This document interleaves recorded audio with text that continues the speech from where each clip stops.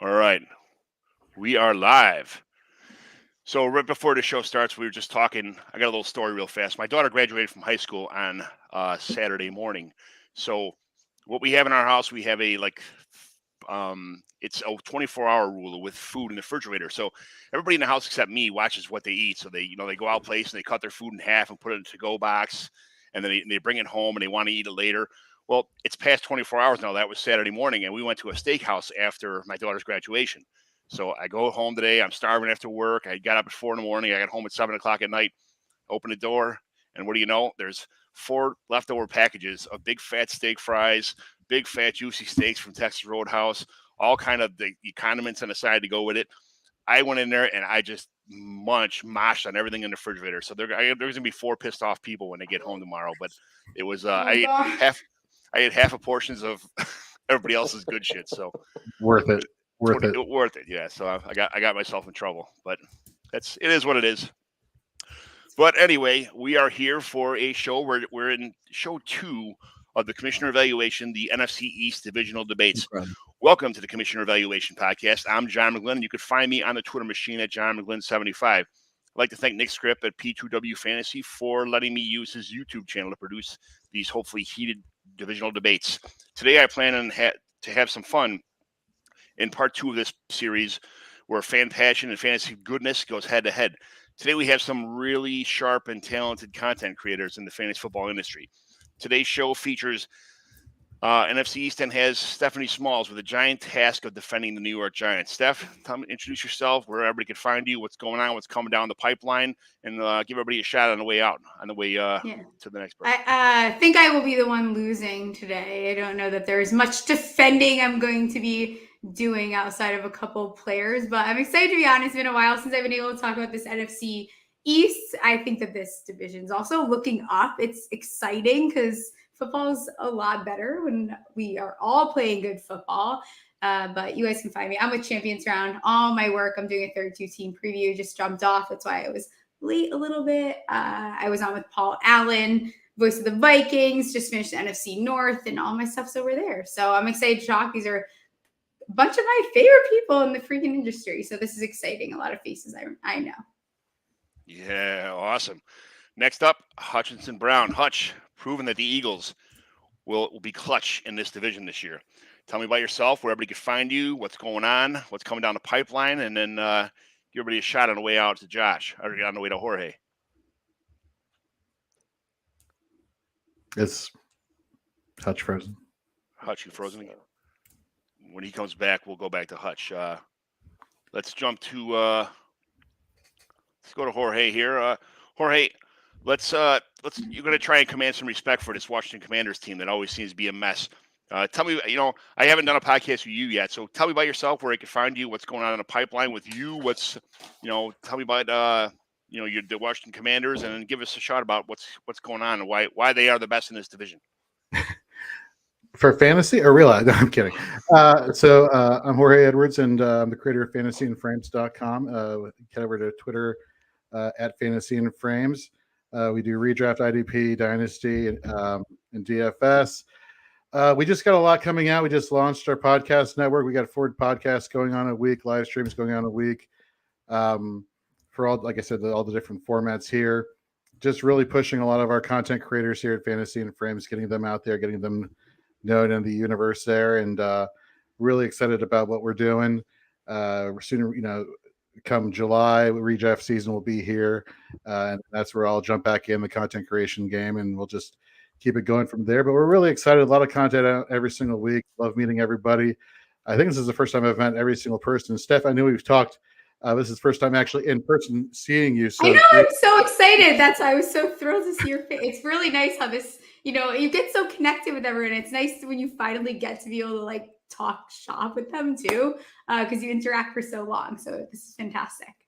Absolutely. And in terms of commanding respect, John, for fantasy, let's not forget that garbage time counts for fantasy football, and that could potentially be helpful for my Washington Commanders, who are trying to get past all the on the field, off the field, you name it, problems that are going on.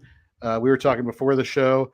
They just purchased some land near my neck of the woods, so I'm happy from a fan's perspective. I don't think a lot of the fan base is, but that's their problem, not mine. We have a lot of good players, a lot of talented players, a lot of upside that we'll get into later on in the show. That I think they're going to make a push for the division this year. I am a humongous Antonio Gibson fan, and I've never really he's my favorite player on Washington. So he's probably one of my favorite running backs in the NFL right now. I was so pissed when they took I knew they were going to take a running back. Ryan McDowell was like, "Oh yeah, they're taking a running back for sure." I'm like, "Come on, they got so many other shit. They got so much other stuff to fill out. Like, stay away from the running back position." And they did. I was like, "Son of a." And now it's all I hear every podcast or I kind of put 2 and 2 together what's going to happen in there. But we'll get to that in a minute. Hutch, tell me about yourself. What's going on? Where's the fantasy world? What's going on in the fantasy football community? Where can everybody find you at? What's going on with your team, the Eagles? So I'm Hutchinson Brown. You all can go follow me on Twitter at TYFMNFL. I make weekly videos on the Football Guys YouTube channel for them. And I write weekly for DLF, Dynasty League Football. You can go check out my articles over there on their website if you do have a subscription to them. And check out the Young Fantasy My Football podcast, pretty much anywhere podcasts are found. That's my main podcast that I do. And super excited to watch the Eagles take down the Cowboys, Commanders, and the Giants and take down the division this year after Jalen Hurts has his massive breakout season. Let's go. Here we go. Shots fired. That's what we're looking for right there, boy. Here we go. So we'll start with the quarterback position. We'll talk about the team starters and it will if it helps the cause, you can name any backups. Josh Valentine. I didn't even get you. Josh is sitting in the Jerry Jones seat right now. Tell me about them Cowboys and tell me about where everybody I've been on your show before. I love you guys. I don't know how I skipped over you, but all good, man. All good. So Josh Valentine at Real Fantasy TL. Honestly, don't follow me. Follow my co-host on the fantasy timeline, Drew Parrell at DR_PRA. He's actually the brains of the operation. I just come on and talk a bunch of shit. But honestly, John, thanks for having me on. And I appreciate you giving me this very easy Cowboys win, since I am probably the least smart out of all of these great minds on the show today. So I appreciate you giving me a bunch of easy wins here. That's what it's all about, taking care of my guy, right? That's right. So after that little hiccup right here, we will start with the quarterback position. We'll talk about the team starters. If it helps you, the cause, you can name some any backups on the team or drafted players, rookies in here.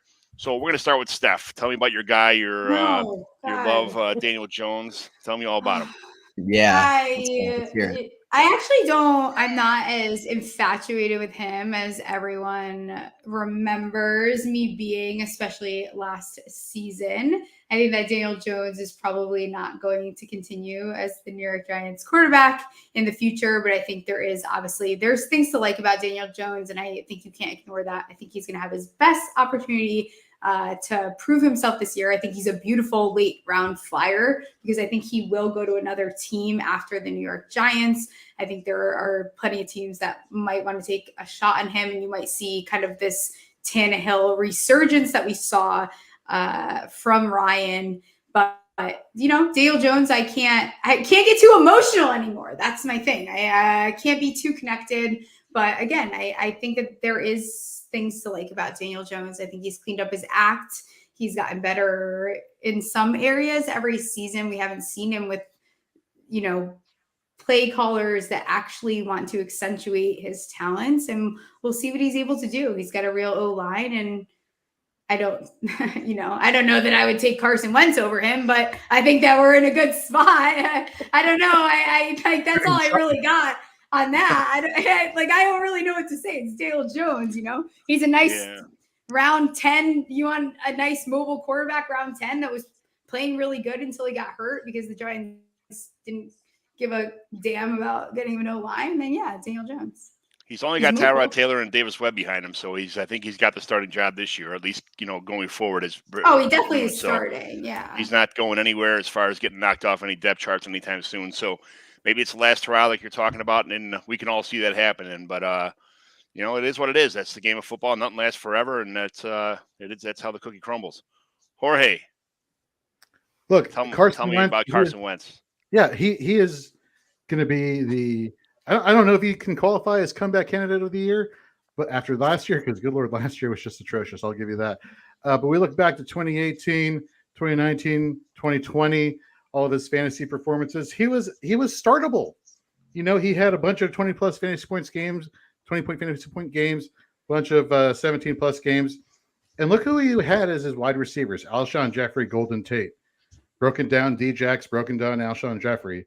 Another year of Djax, and Travis Fulgham, who we all remember for that 3-game stretch in fantasy. Thank you, Travis Fulgham. Mm-hmm. But that's as far as it went.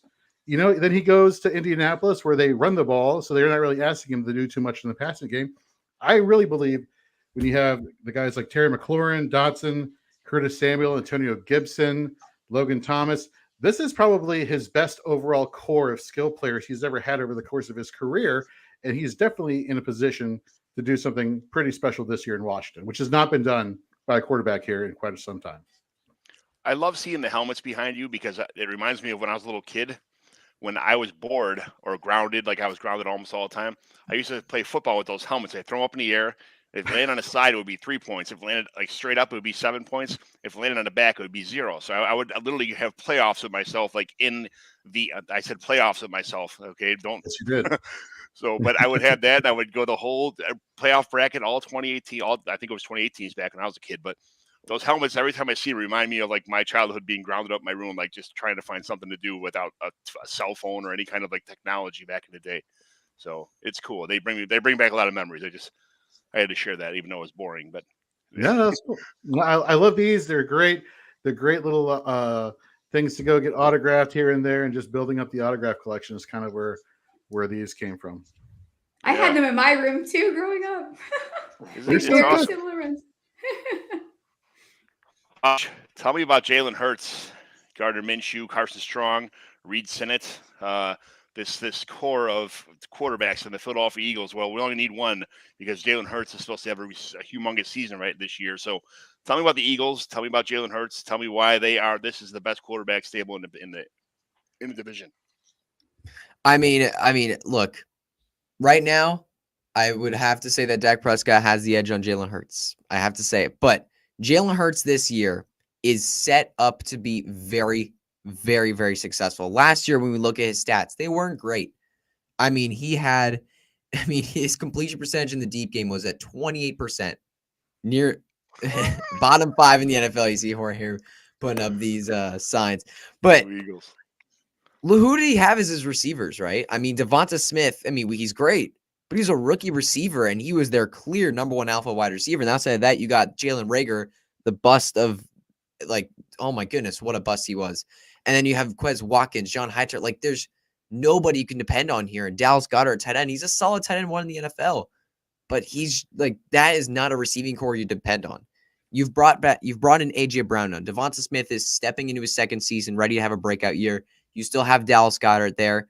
And Quez Watkins coming into it. Like, he started to show flashes at the end of the year. Maybe he shows more of that this season. And Jalen Hurts just has so many pieces around him ready to take a step forward. This offensive line still healthy, still young, still looks amazing. The running back room, they were leading the NFL in rushing yards at a lot of points last year. They were unbelievable.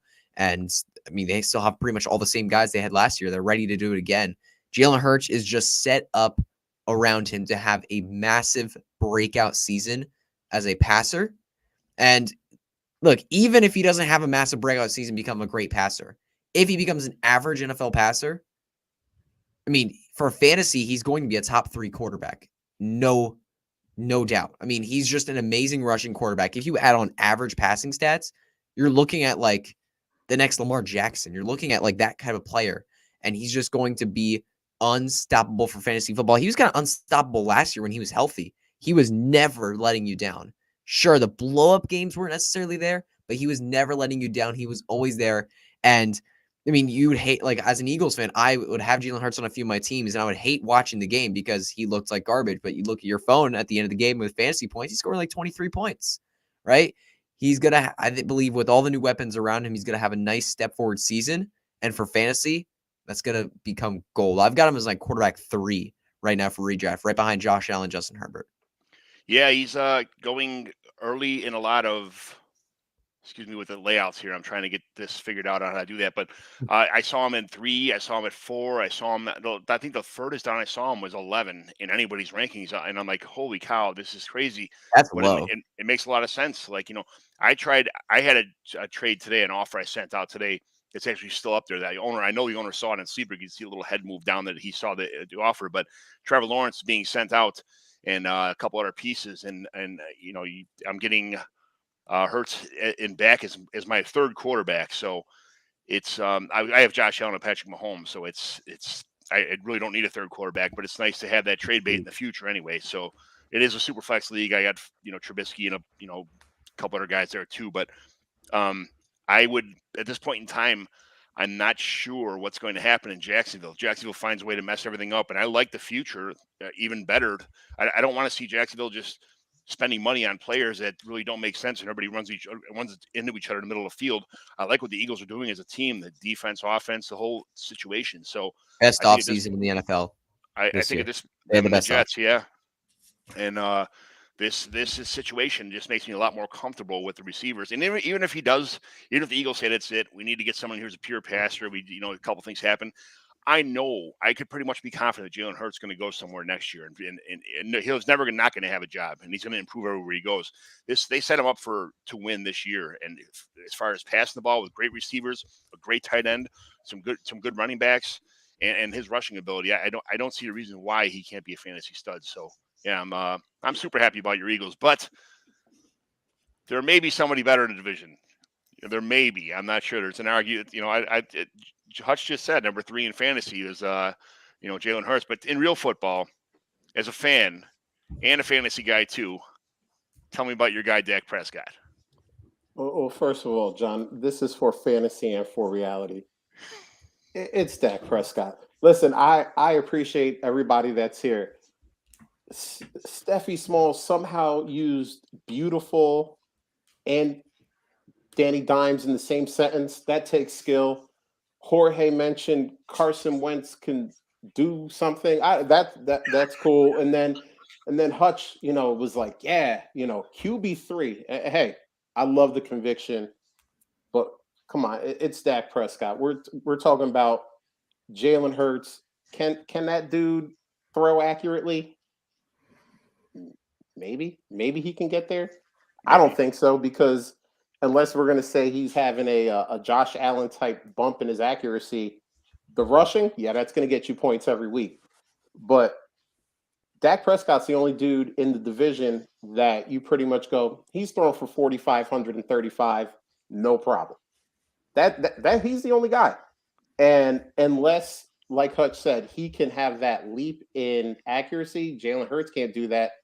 And honestly, I think there's a better shot that Dak Prescott is the only starting quarterback for his team in 2023 than Jalen Hurts being a QB3. So it's Dak Prescott. It's going to be Dak Prescott.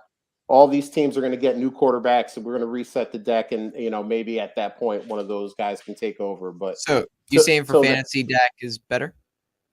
The Dak was better last year for fantasy. So actually, he was not. Looking at fantasy pros, he was. So I'm just using fantasy pros. I don't know. Maybe I'm not saying you're wrong either. I don't want to. There's different scoring systems too. So like point per game or total points, I guess. That was total points. I didn't look at points per game. So points per game also Hurts was better. So and I Hurts think had so. I think Dak was 7 and Hurts was 9, wasn't he? Yeah, that's what fantasy pros had it at. So.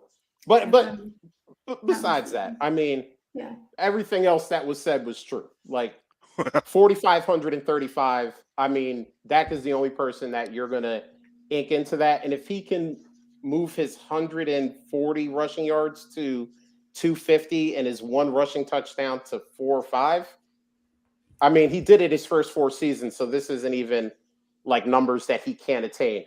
And he did this last year after a season where, I mean, his foot was almost separated from his leg. So coming back a year after that and doing what he did, I mean, it's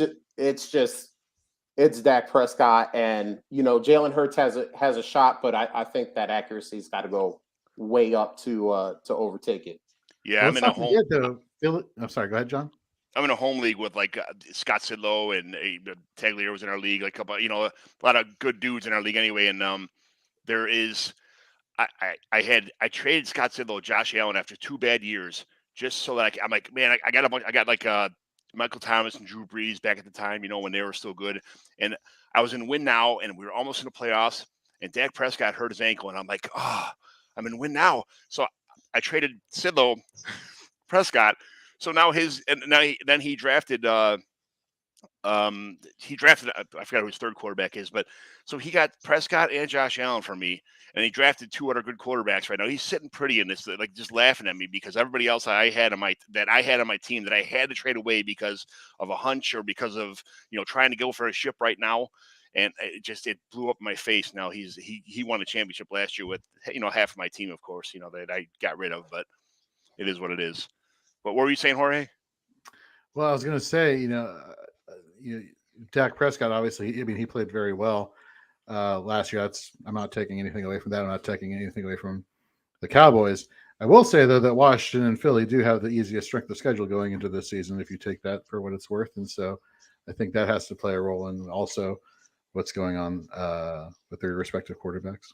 It is important. It's the most important position on the field, but some people would argue that the running back stable is the most important on the field. And, we're going to talk about running backs now.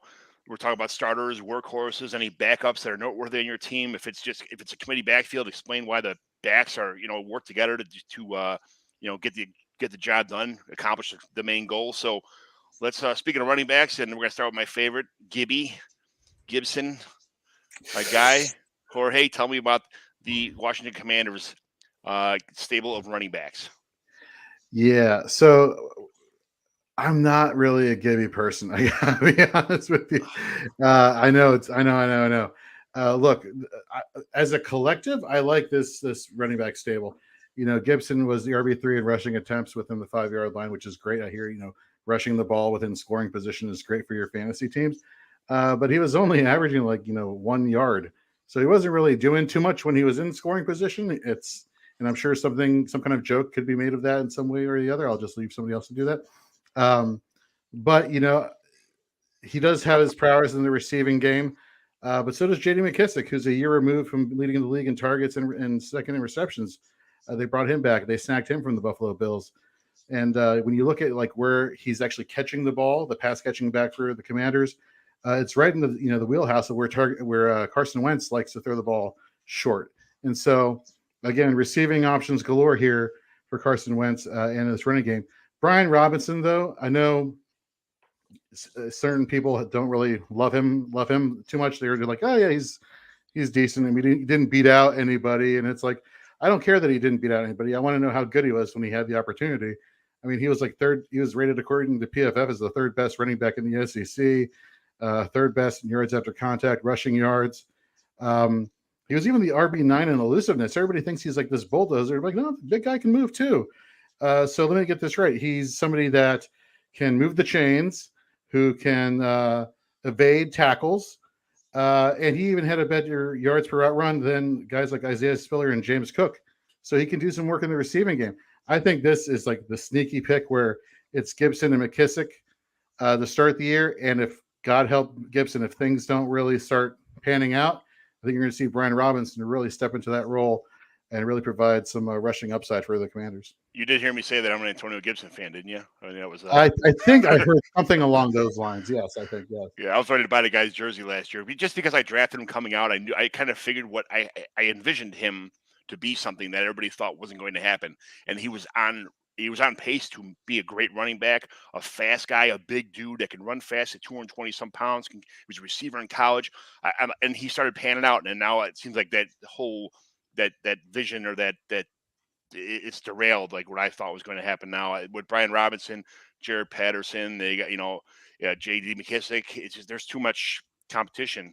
Jonathan Williams, Reggie Bonifant will probably be Cam Cutts, but it's a terrible situation for Gibson now. And on top of that, having fumble problems once in a while, that's just going to add to his situation of losing touches and eventually getting.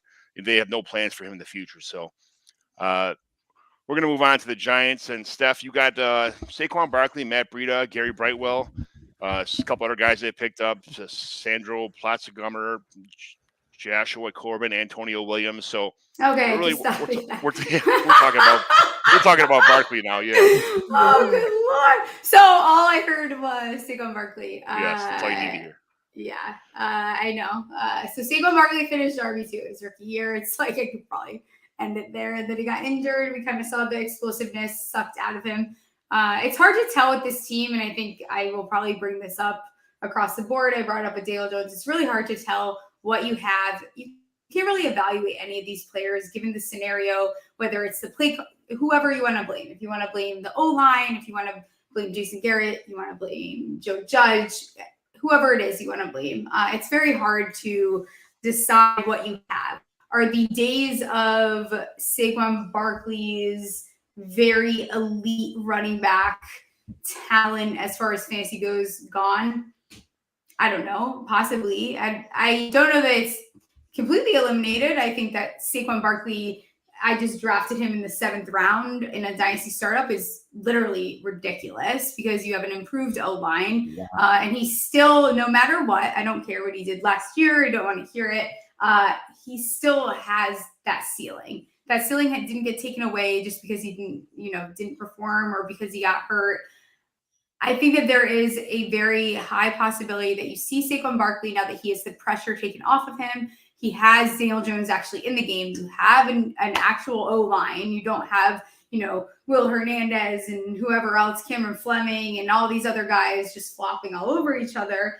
And then you can get some wide receivers playing, no Glennon, no Fromm. You're going to see Saquon Barkley do better next year. And it's going to aggravate people because he's dropped in everyone's rankings, and that's fair. And I understand why. But I don't know that we're seeing, I don't know that Saquon Barkley is done the way that people are writing him off. I think it's a little unfair to write off Saquon Barkley the way that he is being written off. Yeah, I'm expecting a big comeback year for Saquon Barkley this year. He's got a lot to prove. Not that he really has anything to prove to anybody, but I think that he wants to prove to himself what he is for his future. Possibly not with the Giants, but somebody else. But I think that because sitting out a year or so, or he's able to regain, because he tore his PCL, right? Nothing like it wasn't his ACL. He tore his PCL, I think. Yeah, it was his ACL. So he's got a lot of he had a lot of time to heal. I think he's ready to step up in this offense, and he is a stud.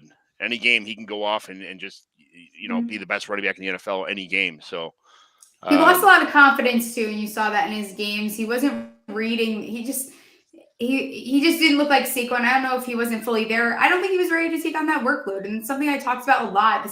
Going into the season, I felt that way. With all these players, you see Sterling Shepard, who constantly is hurt. And why is he constantly hurt? Because they can't keep these guys healthy, because you're expecting a lot out of players that can't perform at that level, especially the running back position. It's very easy to get hurt, and you have to be able to, have a very well-rounded team to get these guys. He can't be the only guy on the team with Glennon and Fromm. That's not a football team. Right. Well, the Cowboys have Zeke and Tony Pollard in their backfield. So, Josh, tell me about Zeke first of all, and second of all, why the 1-2 punch of Tony Pollard, or if Tony Pollard had to take over, what would happen to this Dallas Cowboys team in the throughout the season? So I'm gonna copy something that Steffi said, and the best days of Zeke Elliott are behind him. That you're not seeing 2017, 2018 Zeke anymore. But Zeke has been an RB1 every year since 2016. He just gets it done, and it's because he plays in games. He plays through injuries that, honestly, he probably shouldn't play through. The coaching staff there isn't smart enough to just sit him down and say, take a game or 2 or 3 off. So he's going to be there just due to volume alone.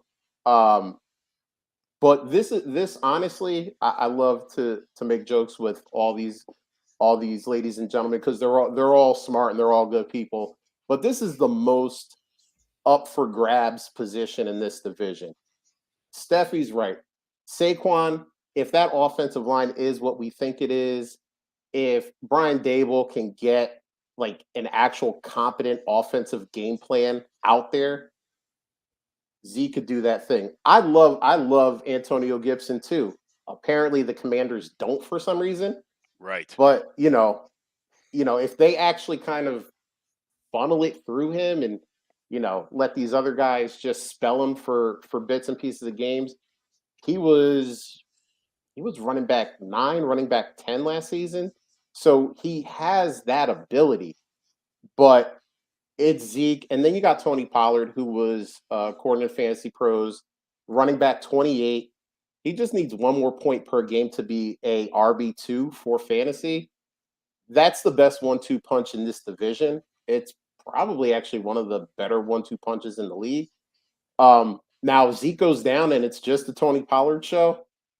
You can scratch out everything I said, because Tony Pollard is not a guy who can just be out there on his own, 18 rushes and 7 targets a game. That's not Tony Pollard. The reason why Tony Pollard is so effective is because there is a guy like Zeke Elliott that is taking that pounding, is getting beat up. And then obviously when you can exploit a situation, Tony Pollard can rush it a little bit. He can catch it a little bit. So I think as a 1-2 punch, they're the best in this division. But as who's going to be the best running back in the NFC East this year, man, I'm sure everyone here is going to have a really good argument why. And honestly, I can't argue against any of them. So Zeke RB1, but any of these guys can do it. An underrated player that everybody kind of seems to pass on a lot, but I like, I've drafted him in most of my leagues. I've kept him, is Miles Sanders. And the Eagles have Sanders, Kenneth Gainwell, who I like a lot. Another guy that I like a lot. It kind of sucks they're on the same team because I really like Kenneth Gainwell. Kennedy Brooks, Boston Scott kind of right out the rest of this Philadelphia Eagles depth chart. So tell me about the Eagles and why this depth chart can get it done in this division of tough running backs. The Eagles, look, you talk about Saquon Barkley, Zeke Elliott, you talk about these bigger workhorse backs. I don't think the Eagles, personally, I don't think they have that type of guy. I don't think they have a guy that can take 20 touches a game like that. But if you bring out Kenneth Gainwell, Boston Scott, and Miles Sanders and use a bit of a committee backfield with those guys, all three of them making impact in passing game, all three of them making impact in the running game, there is not, I don't think there's a better backfield in the NFL. In the NFC East. Sorry. I don't think there's a better backfield in the NFC East than those three together. Because, all three of them this past season, Miles Sanders, as much as we want to hate on him, he's averaged over 5 a carry in the past 2 seasons while dealing with injuries. Boston Scott has been over 4.4 a carry this past season. Kenneth Gainwell, as disappointing as he was at 4.6 a carry this past season. And guess what? All three of those numbers are better than Zeke has been in the past 2 years, and Antonio Gibson has this past year in yards per carry. They haven't had as many touches, but with the touches they're getting, they're outperforming the other running backs on the field in terms of the running game. And the Eagles led the NFL in total rushing yards per game by 10 yards to second place. They were unstoppable in the running game this year, partly due to Jalen Hurts in the running game. That's very helpful. But these three running backs with that amazing, humongous offensive line with Jordan Mailata, that athletic freak over there, Jason Kelce, Lane Johnson, these guys are just dominant run blockers. And this backfield, if they put those three guys out in the field, use a bit of a committee backfield, and they all say decently healthy, there's not a better backfield in this NFC East. And the Eagles could easily be a top 3 team in rushing yards once again. Is Miles Sanders going to score a touchdown this year? I'd hope so. I hope so. I think he will. I think he'll score touchdowns this year. I hope so too. That was rough because every time we got in the 5-yard line, they'd put Kenneth Gainwell and Boston Scott out there, and they'd put Miles Sanders. Miles Sanders would be 5 carries, 30 yards, looking great, and then we come to the 5-yard line, Boston Scott's carrying it in. It was almost like a drive killer. There's no continuity. It was weird. The continuity was terrible. I'm watching these games and I'm like, running backs, they need to feel the groove. They need to read the offensive lineman. They need to see where the defensive linemen are penetrating. They need to, I play as a left tackle my whole life. The running backs are like, where's he going? What's going on this play? When you do a 32 blast, which is an outdated play, obviously, but 32 blast. It just shows how much I dated myself and how football's changed. But it's the running back would be like on this. Where's the linebacker going? Where's the defensive end? Where's this? Where you could just they need to talk to each other. And when every other player is switching out somebody and you're trying to get fancy, you're not, I'm going to keep him fresh. I'm going to keep him fresh. You're not really freshening the guy up. When you take him out of the other play, you're frustrating him. It doesn't work that way. And I don't understand the change. I understand you can't give somebody 95 carries a game, but at the same time, there has to be a flow to the offensive game plan. So, there's got to be a flow. But speaking of flow, we have to. There is a situation with quarterbacks and wide receivers, and we're talking about now who has the best outside receiving core. We're talking about X and Y receivers, guys on the outside, big stud receivers, guys who play mostly on the outside but also can go across the middle. So we're going to start in this order. Hutch, we're going to jump to you with the Eagles. You got AJ Brown, you got Devonta Smith. We got you got Rager, Pascal. I mean, there's guys on this list that are pretty good players. I don't understand. Like Pascal's been Peter Howard's like fan favorite as an undrafted free agent forever. Rager was supposed to be something special. He hasn't panned out yet, but I mean we'll see what happens. But what do you think about this receiving core? This upgraded receiving core with AJ Brown this year? This receiving core is the best in the NFC East. Especially that duo there with AJ Brown and Devonta Smith. I mean, Devonta Smith put up nearly a 1,000. I mean, if the Eagles would have let him stay on the field for those last couple games, he could have gotten to 1,000 yards, but they didn't let him because they only wanted to let him beat the record for the Eagles. But if he would stay on the field, he could have gotten to 1,000 yards this season and been a rookie receiver with 1,000 yards. He was very, very impressive. That was against like number one corners with no other wide receivers on the field to trust. Now you've got AJ Brown. He's going to distract the number one corner. The number one corner is going to be looking at him all game. Devonta Smith and his unbelievable speed and footwork are going to be working against number two corners. That's going to be a big problem. I mean, we know what kind of problems AJ Brown could cause on the field against elite corners. Like he is just an absolute physical monster. Like he's a DK Metcalf type of athlete. With his size and speed, he is just unstoppable, and he's going to cause havoc for every defense. Yeah. But if the defense is looking at him, Devonta Smith, no one's going to see this kid coming, and he is just going to make defenses look silly with his routes. I mean, there were times last year where he was running routes like he looks like one of the best route runners in the NFL. Go look up his route highlights. I mean, right now, go look at YouTube. Go look at some of his routes. He already looks like one of the better route runners in the NFL. If those two together can stay on the field, be relatively healthy, along with some speedsters with Quez Watkins, you got Zach Pascal back there. You have Jalen Rager, who has some speed back there.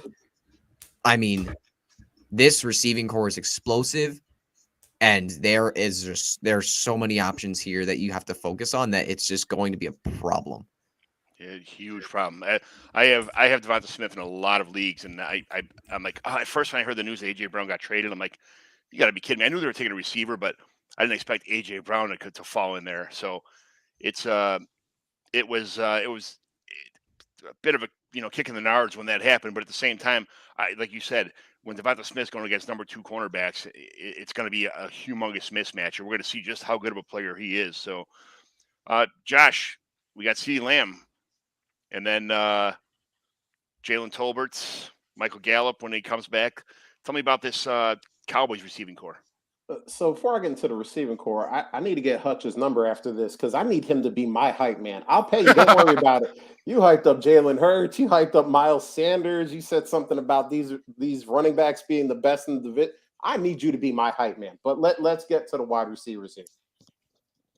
I can't argue against anything Hutch said about those wide receivers. You got AJ Brown and Devonta Smith. I love Smith coming out. So now that there is a guy that can take away some of the looks, some of those DB1 looks from him, man, that is going to be a problem if Jalen Hurts can hit him. We know that CeeDee Lamb, I'm assuming, I shouldn't say we know because Mike McCarthy could do something stupid and keep Lamb in the slot. But I'm assuming CeeDee Lamb is going to go outside. Jalen Tolbert, South Alabama. People didn't really talk about him. But if you look at smart draft people, Dane Brugler, Jordan Reed, they had him as a second-round pick. Dallas got him in the third. This kid is big. He's fast. His problem is going to be are his hands going to be consistent? If they can work with that during OTAs and minicamp and his hands are consistent, man, they got themselves a prize. And CeeDee Lamb is finally going to be the number one guy. Amari Cooper's not there taking targets. He is going to be a monster. Listen, AJ Brown and Devonta Smith they're going to be bad dudes. They're going to be out there. They're going to hurt some people. But let's not sleep on CeeDee Lamb and Jalen Tolbert like these dudes can't do it too, because as much as I like AJ Brown and Devonta Smith, CeeDee Lamb he's going to be the target guy. I have a feeling kind of like Hutch said, Smith is going to take some from AJ Brown. AJ Brown is going to take some from Smith, and it might be kind of you got two really good receivers, but CeeDee Lamb is in a position to be an elite receiver for fantasy. So is right. Yeah, for fantasy, I can't argue there, because look, if Jalen Hurts does not take at least a decent step forward in the passing game, it could be frustrating here with Devonta Smith and AJ Brown as receivers for fantasy football. So I can't argue there. The upside for fantasy, those three receivers clearly lies with CeeDee Lamb. But so those are my outside guys. I think CeeDee Lamb is going to have a great season. Tolbert's a rookie, but I feel like he's going to be just fine. And you're going to pass it on to the Commanders and the Giants. Sound unfortunately, Hutch, we kind of took all the steam here with the outside receivers. So sorry guys, but that's kind of where it's at. Hooray! We got Terry McLaurin. What's the case for Terry McLaurin, and what's the case for the rest of the, they got Jahan Dotson brought in here, Curtis Samuel, De'Ami Brown. Tell me why De'Ami Brown is going to make a big jump this year, and why Terry McLaurin is going to make a big jump this year with Carson Wentz. Well, he's already the first day of OTAs today. The Carson Wentz has been targeting De'Ami Brown all day. I mean, that's not exactly a bad way to start your relationship, get your chemistry going there with your quarterback. Look, Terry McLaurin, we've seen the quarterbacks he's played with, Case Keenum, Alex Smith, Taylor Heineke, and yet somehow this guy cranks out 1,000-yard seasons. Last year, he was number wide receiver 4 in air yards per game, which last time I heard for fantasy, the more yards you get, the more points you get, and that helps you win. Going back to Hutch, what you were saying about the Philadelphia Eagles. So let me get this right. Jalen Hurts is going to support Goddard, Smith, any pass catching backs, and AJ Brown, Mr. I have no knees, because everybody forgets that he had double knee surgery a couple seasons ago. Like, the Eagles just love getting wide receivers that just don't have knees, like Alshon, AJ Brown. I just don't see this Eagles team supporting all three and being a run heavy team. I think in an ideal world where this is like Aaron Rodgers tossing the ball in this offense for Philadelphia, can be so well balanced that they can get everybody involved. I don't know if that's that. You go to Dallas, I am a Michael Gallup truther, will be till the day I die. He got his ACL torn late last season. Is he even going to be available to start week 1? I love CeeDee Lamb, but we've seen in the past couple seasons, he's dropped off as the season's gone on. And that's with him having Amari Cooper to take pressure off of him. What's going to happen when now everyone is gunning for him? You get to the Giants. How do I respectfully say this? Sterling $70 million man over there, Galladay. You get to Kenny Galladay. I'll have my piece. Didn't have a great season, and I'll just leave it at that. You have Sterling Shepard, who year to year consistency as far as can he actually show up there. I don't know. With Evan Ingram not being there anymore, I'm about to hype up a wide receiver that I totally forget who's the other wide receiver there that I should be paying attention to. Wandale Robinson? No, he's been there for years, a couple of years now. It doesn't matter. Slayton? No. Slayton. See, No. Slayton out of everybody there gives me okay, I can see something there because I have not seen it from. That's how I know you're not a Giants fan. Yeah, thank you. That's for damn sure. Because no. It's. I just don't see anything. You have McLaurin here now in Washington, best quarterback he's had his entire career. Jahan Dotson, again, rookie wide receivers. I think a lot of people blow up a lot of rookie wide receivers because Beckham had a great rookie season, and Justin Jefferson had a great rookie season, and AJ Brown, before he lost both of his knees, had a great rookie season. I think we need to pump the brakes on that. But any distraction away from McLaurin can only help his presence in fantasy. And if that becomes the case, if teams start targeting McLaurin and Dotson is able to, come along, that's two great outside receivers you got there.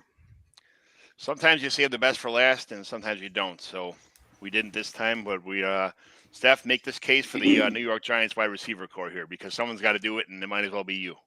Yeah. I actually think, and this has changed probably within the last 7 days now that I've been in a couple of dynasty startups. Basically what we have here is you have Barkley going as like RB 16 to 20. Then you have Wan'Dale Robinson going around wide receiver 93. You have Kenny Golladay sitting at wide receiver 56 off the board, and then Tony at wide receiver 46. The tight ends, Ricky Seals does not go drafted, and Bellinger most likely doesn't go drafted either. So what everyone is telling me is that this team is going to have no fantasy relevance. That's quite literally not possible. I could have told you that. Someone's got to do something. There will be one player on this team that ends up probably doing very well. I almost see it maybe even being Daniel Jones, which is, I'm sure, disgusting to everyone. But I don't think this wide receiver room is as hard to figure out as everyone thinks. I think that you saw very incompetent, very unwatchable football from this team. I think that the Wan'Dale Robinson pick was not as like crazy and ridiculous as everyone thinks. Sterling Shepard tore his Achilles. Sterling Shepard plays in the slot. You put Wan'Dale Robinson there. It's not rocket scientists. Like, you don't need to be a rocket scientist to figure this out. Kadarius Toney is your Z. You have Kenny Golladay as X. You might have Kadarius Toney and Wan'Dale Robinson playing in the inside together, and you do a four. Who knows? I don't think it's going to be as helpless as everyone's saying. If you're telling me that this team isn't going to get anything going from 4 wins under what we saw last year, I don't know that I believe that. I just don't know which one of these guys. I do think one of these wide receivers will be relevant. I just don't know who. And I don't think I have a strong argument. I wish that Sterling Shepard didn't get hurt all the time, because I think that he is the guy that could stand out very much on his own. Everyone knows that I'm very much a Sterling Shepard truther. I will continue to draft him no matter what. I don't care if he would go undrafted. I think Sterling Shepard is a phenomenal talent, but he's just not a wide receiver one. My hope is that we can get Kenny Golladay going, to be honest. I'm warming up to the idea of that. Kadarius Toney, I don't know. And maybe Robinson. I think there's a lot of question marks. The problem is this team, we don't really know what we're going to get. I think last year was such a rock bottom that from a fantasy perspective, I get it. I like the 2 tight ends. I'm not going to lie. They're nice little dart throws or pick up off waivers. Like, someone's got to get some action on this team. So who's going to be? And they probably are essentially free. I mean, we're talking these guys are going bottom of the barrel. Yeah. Is Kadarius Toney even going to be on this team? I mean, are they ready to kick him off or trade him, or what's the story? Like, are they? He might kick him off. He might be traded. No, he's not. No, he's not going anywhere. They even Shane laughed in their face. I don't know if you guys saw the report. Like, there was a lot of like leaking information so that they could fire a lot of our like scouting and other personnel, and it got out. Like, so Kadarius Toney's not going anywhere. Whether Kadarius Toney, there's rumors around. I don't know Kadarius Toney personally. I've interviewed some of his teammates, and they told me that the rap thing is very much like his outlet and his stress release, and it has nothing to do with football. And I believe that. I think that also, I don't know how many of these guys we see this all the time where they don't want to play because the team sucks. Like, why would you play for this team? You're watching everyone get hurt. I'm not going to go out there and play for Fromm or Glennon. Screw you. Yeah, hell no.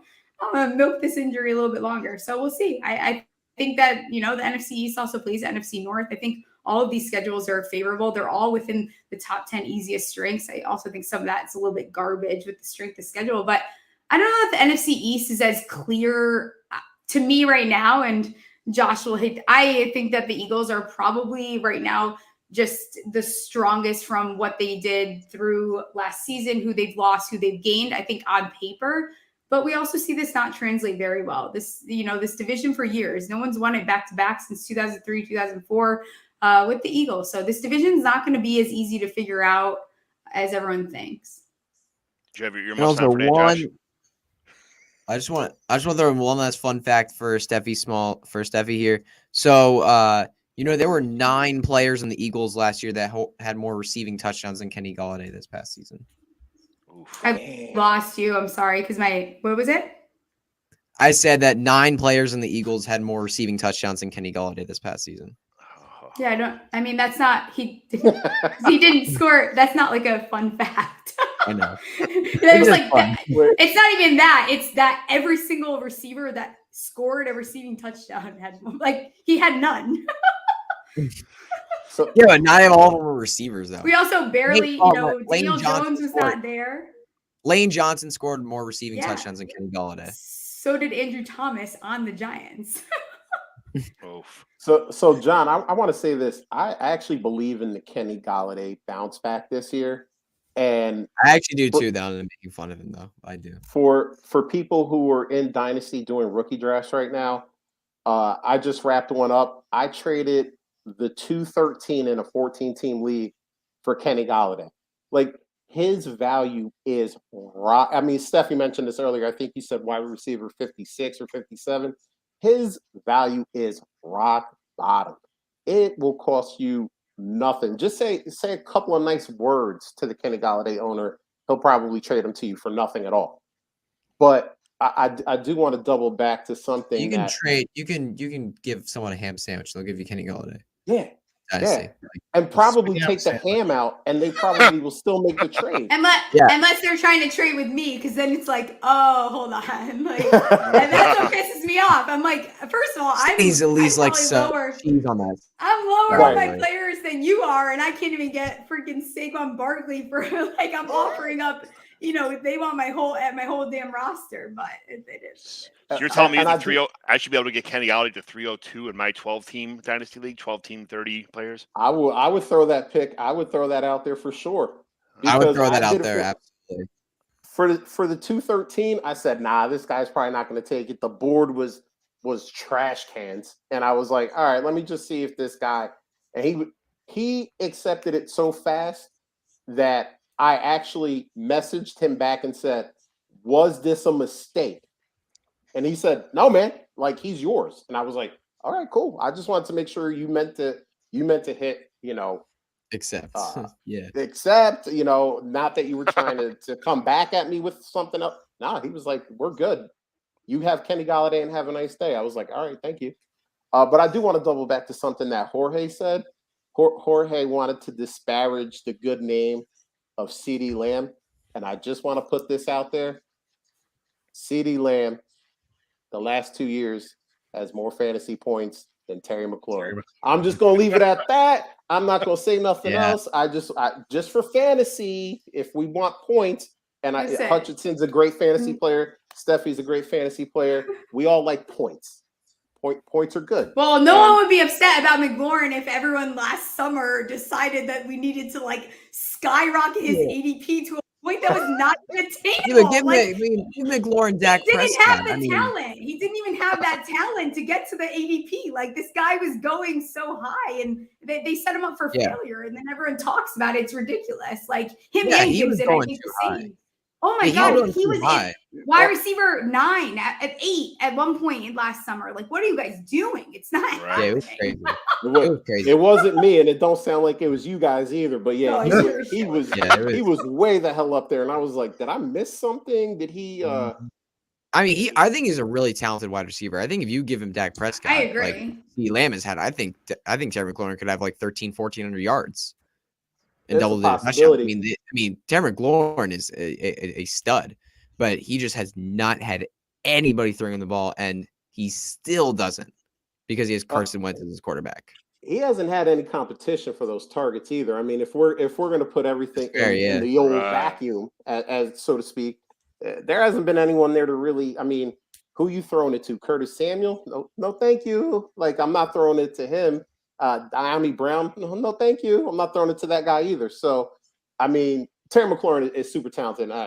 Jorge knows. I'm not going to sit here and say that Terry McLaurin is a bum or anything like that, because that would just be reckless, even though I am reckless sometimes. But I just wanted to throw that fun. Hutch had a fun fact. I wanted to throw my fun fact in. If you guys have fun facts, throw a fun Can we at fact. least call Rager a bum? Can we at least call Jalen Rager? Oh, Rager is Okay, the all right. trash can. And a half. Rager should be working at McDonald's flipping burgers. Like It's really bad. Rager Yeah. should not I be mean, on a I'm football pretty team. sure He is. Sterling Shepard finished like maybe 2 spots after him and had like nearly more points in like 4 less games. Like, what the hell? Sterling Shepard barely played.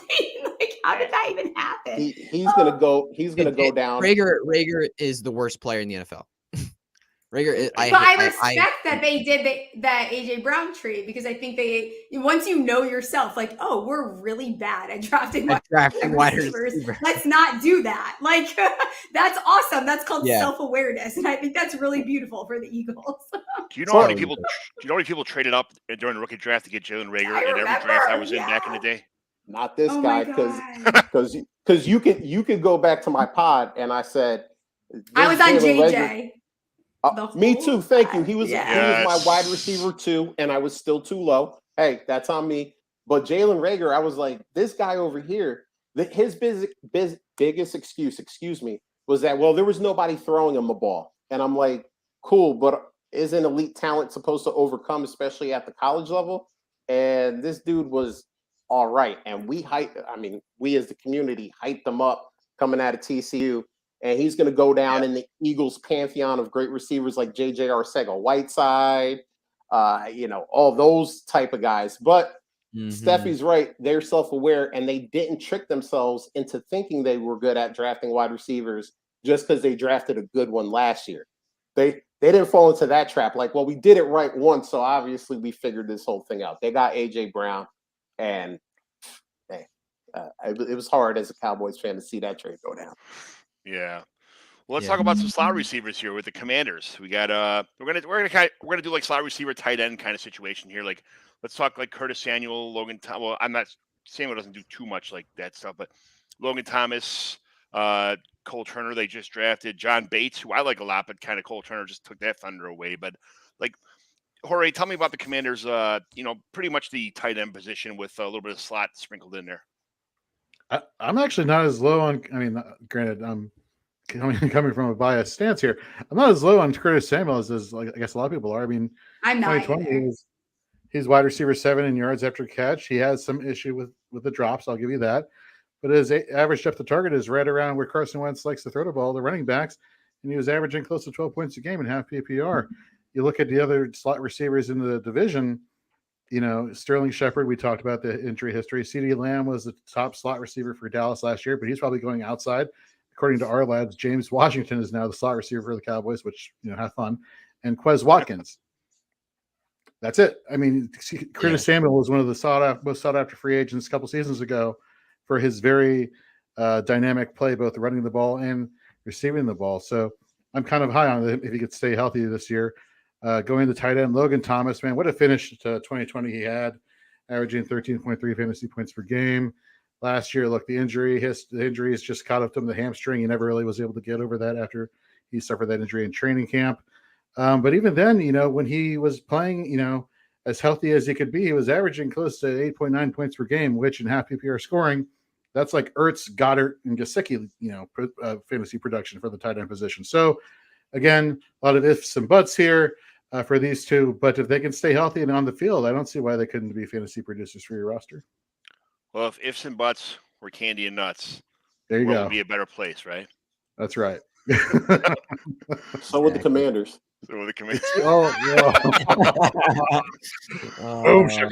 Steph, we had mentioned this before. You had mentioned Dan Bellinger, which I have him in my first ever campus Canton League. I drafted him as in the later rounds. And then you got, speaking of slot receivers, Wendell Robinson, Sterling Shepard, which, a fan favorite here for most of us, as we talked about earlier. But like the slot receiver, tight end situation, well, tell me about the Giants and the what's going to happen with the slot situation with these guys. Yeah, I tweeted out the other day because it's so funny. I feel like Twitter, and it's not just fancy Twitter, it's all like we create issues out of nowhere and then everyone runs with it. Like, it's not I said it earlier, it's not complicated to figure out Sterling Shepard took a very low, like took basically no money to stay on this team. He didn't really have the option to do that. He tore his Achilles, and his time is coming to an end here. Wan'Dale Robinson is just going to fill that role. He excels when he has the ball in his hand. I think that you're looking at a guy that is just a very solid slot receiver, almost like a Jamison Crowder, which is so funny to me because everyone's obsessed with him right now, but we hate Wan'Dale Robinson because his arms are an inch shorter or whatever it is. But I think that there's something to look at in Daniel Bellinger. I think you're getting someone that aligns very well at this Y position. He's just like he has good hands. So you're almost getting a nice replacement for an Evan Ingram who has drove you crazy. His blocking ability is a little bit better. He's not great. His route running is whatever, but I think he could develop. And I think, again, this is a team that they have to find ways to move the ball and to get down the field and to put themselves in better positions. And I think they're going to have the opportunity to do that. So even like Ricky Seals-Jones, he's on waivers in most leagues. I think he's worth a dart throw if you have an extra bench spot, because you don't know, at some point he might end up watch him, he finished 2 spots below Evan Ingram last year. Like he did very well, and you would know better than I would actually, Mr. Washington over there. But I like Ricky Seals-Jones. I think he's a nice fit actually for this offense. I was freaking out because suddenly we're cutting every tight end. It's like Evan Ingram's gone, and then the next day we cut 3 tight ends. I'm like, do you guys realize we don't have a freaking tight? Like, what are you doing? We have no tight ends. But I think Bellinger is a very smooth transition. Like he's a raw talent, so it's going to take probably a little bit more, and he might be frustrating. But I think he doesn't have, how we all have those guys on our taxi squads where it's like, oh yeah, Trey McKinney, he's definitely one day he gets a chance. Like, and I listen, that's me. All my taxi squads I have just filled with tight ends and the Jalen Dardens and guys that I'm not going to get over because I think that they could do something. I think Daniel Bellinger, I'm not going to say that he is in that. Like, he has that ability, I think, to be a good tight end and a decent fantasy tight end as well. If they can utilize him well and he ends up being that guy, we'll see. And we've seen what Dable is able to do with some tight ends. I actually really liked this pick. It was very, very underrated. So I'm excited about him. Yeah, Bellinger and Player Profiler, he's comp to Foster Moreau. He meets Peter Howard's. It's 6'5" and 250 pounds is his threshold for a good receiver. Yeah. 4'6", 40. He's in the 90th or 89th percentile for the speed score.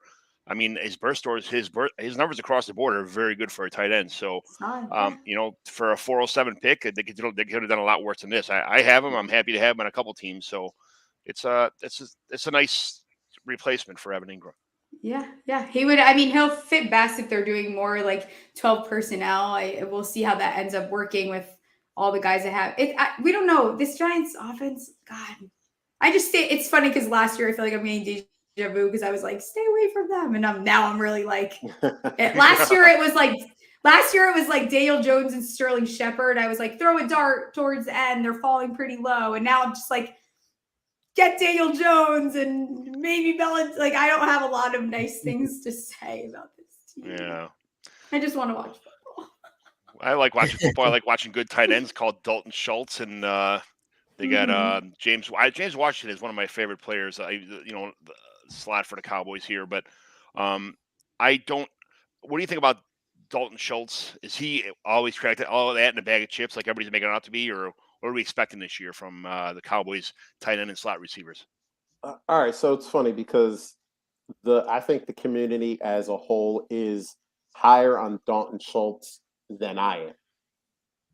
Now, I will say he was over 800 yards, 8 touchdowns. I think those touchdowns are going to come down just a little bit, but I think the yardage is going to go up. I'm shocked that no one else has brought this up, but Amari Cooper is out of town. We gotta figure out something to do with those targets. And I think obviously you're going to see an uptick for CeeDee Lamb because he's going to the outside. He's going to be the undisputed number one. But you're going to see an uptick for Dalton Schultz too. So whatever he loses in touchdowns, he's probably making up for in yardage. So you're going to see probably tight end 5. He was, I believe, tight end 3 or 4 last year. He's going to be in that same area code because, it's CeeDee Lamb for sure. And then it's a lot of and by the way, I love Jorge bringing up our lads, because I looked that up too and I saw James Washington and I chuckled. And I chuckled because, once Michael Gallup is healthy, he's going to the slot. The Cowboys aren't just putting out James Washington for 17 games and going, hey, let's hope this works out well, because Look at us. it ain't gonna work out well if it's James Washington for 17. But James Washington is a fine wide receiver 4, but Gallup was playing some in the slot last year, and I actually think that they were trying to make that happen, but unfortunately, with all the injuries, Gallup wasn't around long enough to really have that work out for more than a couple of weeks at a time. So, again, if healthy, you're going to see Gallup in the slot. And this was a couple of years ago. I hate going that far in the past. I believe it was 2019-ish. That's the way of the NFC East, though. We got to hang on to that pass. It's all we really got. Well, Smalls knows sometimes you just got to hang on for dear life and hope for the best. This year's our year. Hey, we got a Super Bowl. We got a Super Bowl a few years ago. We're good. We got a Super Bowl. But I'll take it. But Gallup had 1,100 yards, and that was the first full year of Amari Cooper. Michael Gallup is one of those guys that if the defense doesn't have to key in on him, he can do some different things. He can get open. He can get his. I'm not predicting 1,100 yards for 2022, so don't nobody at me that I said he was getting 1,100 yards. But he's a guy, once he's in the slot and he's healthy, it makes that offense more dynamic. And I just wanted to say it ain't going to be freaking James Washington. I'll tell you that right now. Mike McCarthy is not a good head coach, but even he knows James Washington in the slot for 17 is a problem. So I think with Michael Gallup and Dalton Schultz, that combo is pretty nice. But I do want to give Smalls a little a high five on Daniel Bellinger, because I'm a big just NFL draft guy, and he's a dude that I liked a lot. He's raw, but man, he is athletic as hell. Mm-hmm. And I wouldn't even be shocked on this team if by week 9, week 10, you're seeing a lot of Daniel Bellinger, and people are like, "Oh, I didn't even know that this dude existed." And Smalls has her on all her taxi squads, and you can't get him in her leagues. But I try any place I got a free spot. I've been trying to pick him up. And the guy that Dallas took in the 4th, Jake Ferguson, is another one of those Wisconsin guy. We got the Wisconsin. He's big and he's mean and he's nasty, and he is all those things. He can catch the ball a little bit too. So he's a guy that don't expect a lot for him in 2022. But I wouldn't be shocked. Dallas doesn't seem like they really want to keep Dalton Schultz. They franchised him. Hasn't really been any contract talks. So he's a guy in 2023 that you might be looking at oh, yeah, this dude had 14 receptions for 138 yards and a touchdown last year. And you see a little bit of a jump from there. So just keep him for you dynasty guys and gals. Keep him on your radar. There's a lot of tight end sleepers, I think, in this draft more than normal. I think this class got a lot of hate, and there was some really nice landing spots for these tight ends. I couldn't have imagined almost any better. So I think people will see this tight end class ending up being a little bit more fantasy relevant than was expected, because they definitely everyone's just kind of ignoring them for some reason. Yeah. There was some guys landed in spots where they're going to sit and bake for a year, but that's kind of what's expected. Nobody can't come out year one and produce Kyle Pitts. So I like when guys come out for a year and get to sit behind somebody, and they're on my team, and everybody forgets about them, or people drop them, and they're free pickups on the waiver wire when nobody wants this guy. There is going to be a lot of those guys this year, and I'm going to be sitting there like a shark with the minnows coming by and grabbing every one of these guys. So let's. The tight ends, Hutch, tell me about the Eagles here. I mean, this is one of their strong points. Dallas Goddard, another one we're talking about, you say it, Calcaterra, And then Yeah. Tyree Jackson, he might show a little bit in here, but for the most part, it's a two-man show here. Generally speaking, a one-man show. They do run a two tight end set a lot, but Dallas Goddard's the main show here. Tell me about the slot receiver like Quez Watkins and the tight ends for the Eagles. Yeah, I feel like this is going to be I don't know how much two tight end sets they're going to run. I feel like with Quez Watkins kind of showing himself more last year with AJ Brown, I feel like a lot more 3 wide receiver, 1 tight end sets are going to be running this offense moving forward. And I feel like that's going to be great for Dallas Goddard for fantasy purposes. I feel like he's going to be on the field a lot more. But here's the problem for Dallas Goddard. I mean, I want to say I like him, but I always hate middle round tight ends. When you draft in fantasy, middling tight ends, like, I'll bring up a few names, like players like Mike Gesicki, Dallas Goddard, Pat Freiermuth, Cole Kmet, Dawson Knox, like these guys are being drafted in the middle rounds. Robert Tonyan last year, they're just players that you should not be drafting because they pretty much always disappoint. Middle round tight ends, even if they finish at their ADP or a couple spots higher, if you're not like a top 5, type 3 tight end, you suck for fantasy and you are the worst player to have on your roster. Like, you hate having a middle round tight end on the roster because if they don't score a touchdown, they're disappointing you. Like, that's just how it works with middle round tight end. You need to have the advantage, or you need to throw a dart throw, because I'm not willing to spend a middle round pick on a tight end who's going to score me like 4 points if he doesn't get a touchdown. I'm just not willing to do that. I'd rather take the shot on the Giants tight ends, whoever they are, rather than take like the middle round tight end. I really would, because the middle round tight end, I know what they're going to give me, and it's disappointing. And I've looked back over the past like 5-10 years, looking at tight ends from the middle rounds and drafting them, how they worked out. There have only been 3 tight ends in the past 5 years to finish in the top 5. Like, oh no, sorry, I think that was wrong. But I don't think I have the numbers right on hand. But anyway, like looking back, the upside for those middle round tight ends, usually they don't hit as top 5, top 3 tight ends. Usually they don't hit that upside. They don't hit that ceiling. So you're drafting either you're drafting a top 5 guy, or you're taking the shot deep in the draft. You don't think Cole Kmet has a chance to really break out with nothing else around him on the team? Nothing. I think nothing he on the does. Bears. I think he has the chance. Yes, he totally has the chance. But you can say that about every tight end in that middle range. You can always say, oh, if Jalen Hurts takes a step forward, this offense is going to be great. Dallas Goddard could get involved, right? With Mike Gesicki, if Tua takes that really step forward, he could get involved a lot. Pat Freiermuth, he was good in his rookie year. Why can't he be good again, right? Like, you make these little arguments in your head all the time for these middle round tight ends. There's always a reason to draft them, and usually they disappoint. Cole Kmet, depending on the ADP, I'll definitely look for him, though, because the volume's opportunities there. But I usually just hate drafting middle round tight ends for fantasy. For Dallas Goddard, I'm probably going to be out for fantasy because he's probably going to be drafted around 10-7, 10-8, somewhere around there. And I feel like you're drafting him as complete ceiling. I just don't see him jumping into the top 5, especially with AJ Brown now there, receiver.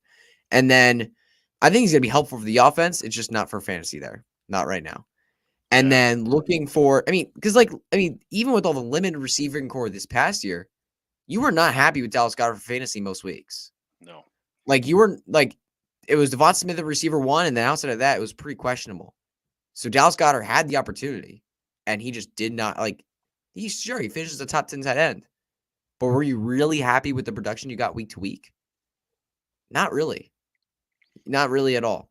Hutch, So you are wise beyond your years here for a young man. It's very, very refreshing to hear your viewpoints on all this stuff. I appreciate it, man. Thank you. But then looking towards the slot receivers for fantasy for the Eagles, I'm not too interested. I'm really not too interested, honestly, for fantasy purposes. I think Quez Watkins is going to add an explosive piece to this offense, especially when you focus on AJ Brown and Devonta Smith, that elite duo.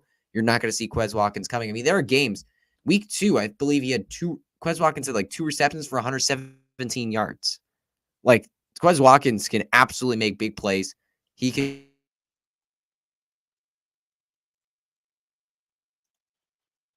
You froze up a little bit there, Hutch. I'm going to what I want to do here to finish out when Hutch comes back. What I want to do here is real fast, just kind of start with Jorge here and tell me why you are what's the best thing about being a Commanders fan? With the stadium, the food, the people around you, the tailgating, the experience, just everything about it. tell me about why it's awesome to be a Commanders fan. You're on mute. You're on mute. Sorry about that. I started watching Washington play football, the NFL, really, when they won their last Super Bowl, and it's been kind of like a downhill trajectory ever since. But team loyalty. I love the fan base. When they're not, going completely wacko. I like the fact that people hate on Dan Snyder, and I am one of them. But he spends money, so at least he tries. But I think there's a lot of negatives to go along with him. I think we all know that if we watch the news. In terms of what I like in terms of going to a game, I don't know if you all have been to DC, but there's this place called Ben's Chili Bowl, and they make some of the best hot dogs with chili on them. You get chili and cheese on them, and they have a concession stand all over FedEx Field. If you are ever at a Commanders game, you have to go get a chili half smoke from Ben's Chili Bowl. Or hey, I'm starving. You're killing me right now. they are so good. Like I may leave after this podcast, drive 35 miles to DC just to get a half smoke because they're that You good. should have the couple. Have them for me too. Yeah, that's awesome. I was on my 8th grade field trip when Doug Williams won the MVP in the Super Bowl, and I got a shirt in Washington D.C. for that commemorated like his Super Bowl win. So it was pretty cool to have that shirt when I was a kid. That's awesome. Steph, tell me about why it's awesome to be a Giants fan. Yeah, I think all of us can say a lot, except for I guess the Eagles don't have as much downward from the high because you guys have a more recent Super Bowl win. But I mean, growing up a Giants fan, 2007, 2011, like you can't write NFL history without the Giants beating Tom Brady twice. Those are like my favorite memories, and no matter what, it's a fantastic franchise, and I know that one day we will get back. But I MetLife, I have nothing really nice to say. I'm like, let me think of something. But that's where I'm from, and I love that area and everything about it, and I bleed blue until I'm basically blue in the face at this point. And you know what? As much as the NFC East, everyone is very hard on each other. The fan bases are very loyal. They're habitually very difficult. They're hard-headed. But that's because there's a lot of history in this division. This division, people forget, used to be the division people were scared of. And I am looking forward to this division getting back to a place where we get good football, because football is better when the NFC East is good. And I miss those years because it's been a while since, it's just been a crapshoot for a little bit since, everyone's kind of in it. And now it's like, we don't really know what we're getting. I'm looking forward to everyone being back on track because it's so much fun when we're in a division that like, there's so much to it. That's my favorite. Like I am happy that I'm a fan of the NFC East, and that's not something that people say. In the AFC West right now. Yeah. Like just 4 dominant teams. Yeah. I miss it. This is a picture of, I'm going to try and put it up on the screen here. It's a picture of a friend of the family, David Deal. He played. I love him. So he went to high school with us. He's a couple years younger than me. He's my little brother's age. But, I graduated. He's coaching Memphis, right? Didn't he sign today? He was with Fox News for stuff. He was with, I believe he's coaching Memphis. But, he's a great friend of the family, good guy, awesome kid. It was nice to see him go from a Catholic school in Chicago all the way up to Brother Rice High School where we all played, and then him go to U of I with Simeon Rice, who I played against at we played for Mount Carmel, and then see him go to pros and then win 2 championships, especially one of them against Tom Brady because I'm a Dolphins fan. It ended up being the sweetest victory of all time for the situation. So I absolutely loved it. It's nice to know someone who's got a couple Super Bowl trophies, personally, and couldn't happen to a better guy, couldn't happen to a better team, and I'm super happy. That's my little bit of history here for the Giants. So I love it. Yeah, awesome. One day. I miss my Coughlin. I felt so bad for that guy. Remember the time when they were playing the Packers and it was like minus 77 degrees outside, and his face was just frozen shut. He didn't care, and it was great to see Brett Favre get. That's the culture back. It's been a while since. It's been a hot minute. I miss all those guys. Yeah. Josh, cowboy me up. What's going on here? Tell me about why it's awesome to be a Cowboys fan. How about them Cowboys? How about them Cowboys? So my uncle actually got me into watching the Cowboys. Everybody says, "Hey, you're not from Dallas. You're not from." All right, fine. But me and my uncle, who's more like an older brother to me, we sat down watching the Cowboys, and I'm a little bit older too, so I remember the '90s Cowboys victories. But then you go into the 2000s, and you have like the Quincy Carter, Drew Bledsoe, Drew Henson era, which was just terrible to watch. And then you kind of a little bit of a bounce back. But it's fun being a Cowboys fan because no matter where you go, I travel a lot for my job. So I was just in North Carolina earlier this month. You got all the Carolina Panthers fans. Sure enough, man, I ended up at a bar talking to 3 Cowboys fans. Yeah. I've been to Wisconsin. Yeah, you guys are everywhere. We're everywhere. Everywhere. We're Sure everywhere. They're I- everywhere.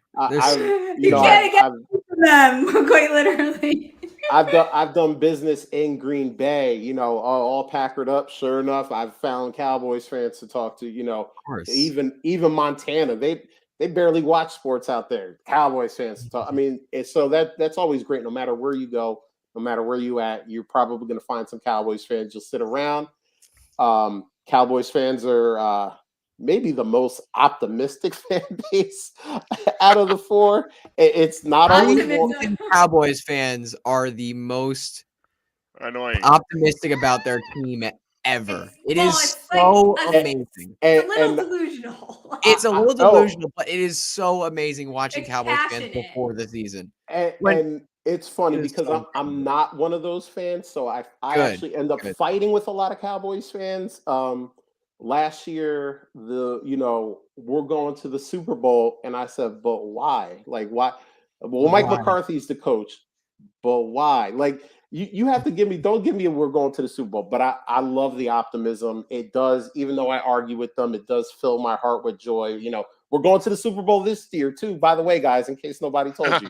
We're going this year too. But it's just fun. Obviously, Jerry's World. I've been lucky enough to be there. You've gone there? That's awesome. Yeah, it's an amazing Cool. stadium. I actually went a couple years ago for and Hutch will love this, for an Eagles Cowboys game, and the Eagles ended up winning that game.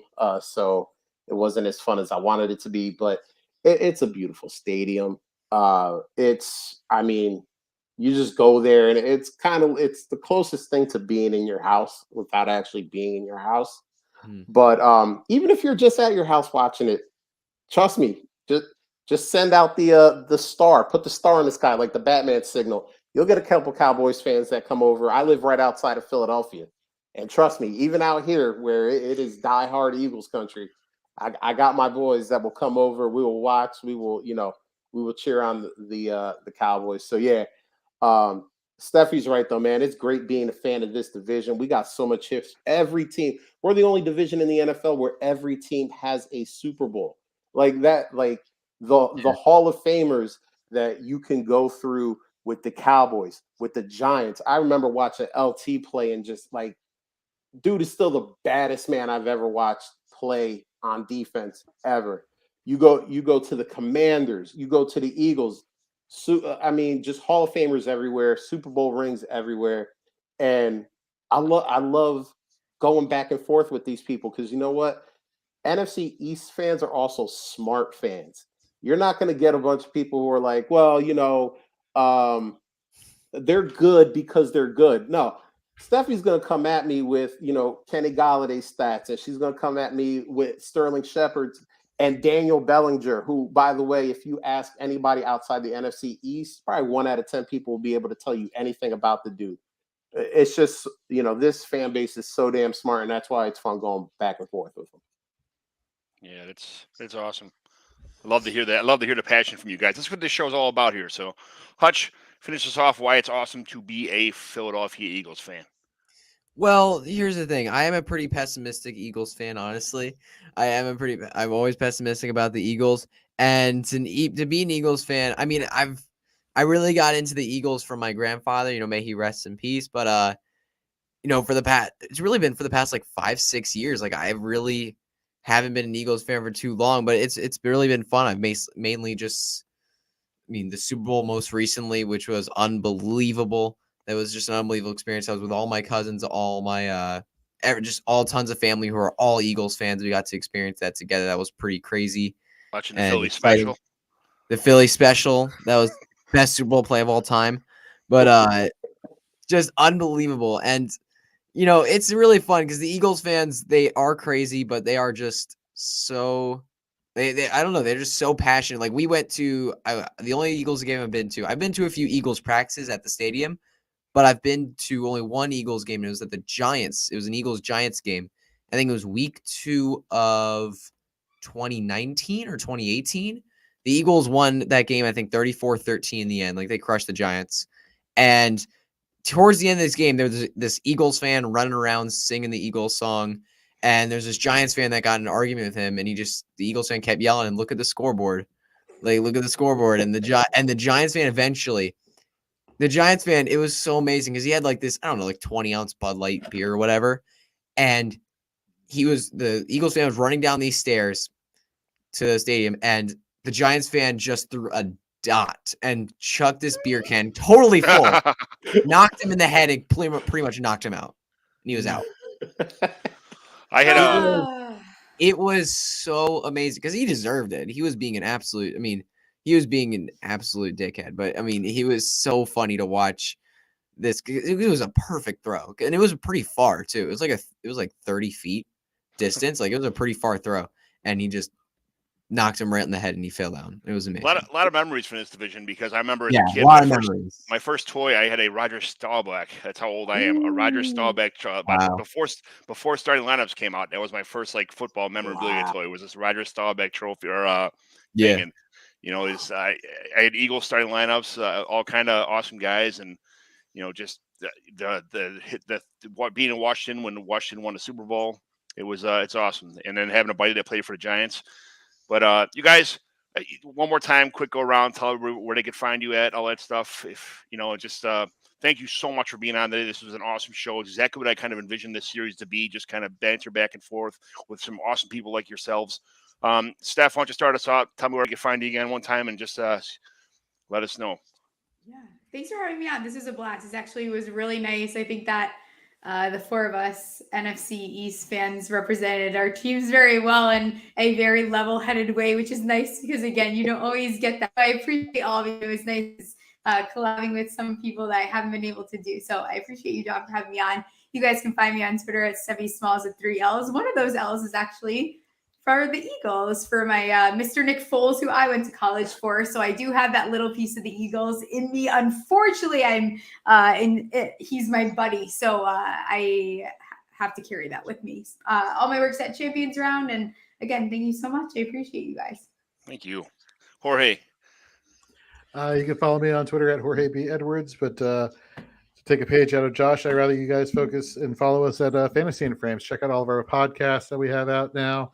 Stay tuned for all of our mock drafts we have coming up in the season. And next thing you know, we have a redraft season. Come on out to the Fantasy Football Expo. We'll be featured in one of the booths there, so check that out. Nice. And, it was a great talking to every single one of you. First time meeting every single one of you. Great talking shop. Love the NFC East. Love, love football in general, but gotta love this division. Absolutely. Josh? Yeah, so you can follow me at Real Fantasy TL if you want to, but like I said, my co-host Drew is the real brains of the operation at DR_PRA, or follow us at Fantasy Timeline. Honestly, I would love to. John, you've been on the show. I'd love to have the rest of you on the show at one time or another. You've all been great. Dude, this has been so much fun. Steffi knocked it out of the park when she said, like, we were all able to talk about our teams, do it in a respectful way, do it in a fun way. And listen, it don't matter if, all these teams are, 8 and 9 or 10 and 7, whatever the case may be, or we're all, battling on the bottom, we're all there at 6 and 11. It's fun. We're going to get up every week. We're going to have fun every week, especially when we play each other. I know when the Cowboys are playing the Giants, I'm gonna hit Steffi up and talk that trash. I know she's gonna talk that trash to me. Same with the Commanders and Jorge and Hutch. When the Eagles and Cowboys play, we're gonna do the same thing. It's a lot of fun. Absolutely. And John, I appreciate you having me on, man. Hutch. You all can go follow me on Twitter at TYFMNFL. You can go check out the content I make for Football Guys. I post videos on their YouTube channel every Tuesday. Post like little shorts every Tuesday. I also write for Dynasty League Football, otherwise known as DLF. And check out the Young Fantasy Minded Football podcast. That's the main podcast to do. It's pretty much anywhere podcasts can be found. You guys are awesome, man. This is, like I said, this is exactly the way I envisioned the show. I already ate like 15 people's meals before this place started, so you guys can go get something to eat now, grab a couple beers. I can't wait to see you guys at the Expo this year. Again, it was a blast last year. Oh, yeah. It's going to be awesome again. Irish car bombs. Irish car bombs it is, yes. All right, that's what we're doing. I like it. I like it a lot. Thank you so much for coming on, guys. This is the Commissioner Evaluation Podcast, and I really appreciate you guys coming on. Have a good night, everyone. Yeah.